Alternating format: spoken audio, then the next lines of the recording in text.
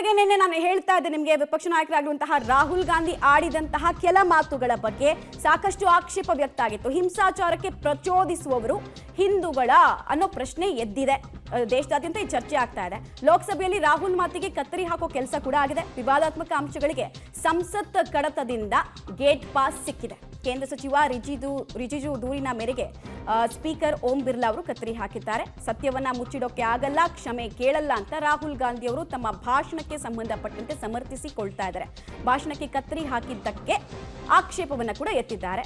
ಅನುರಾಗ್ ಠಾಕೂರ್ ಭಾಷಣಕ್ಕೆ ಯಾಕೆ ಕತ್ತರಿ ಹಾಕಿಲ್ಲ ಅನ್ನೋದು ಕೂಡ ರಾಹುಲ್ ಗಾಂಧಿ ಅವರ ಪ್ರಶ್ನೆ ಆಗಿದೆ.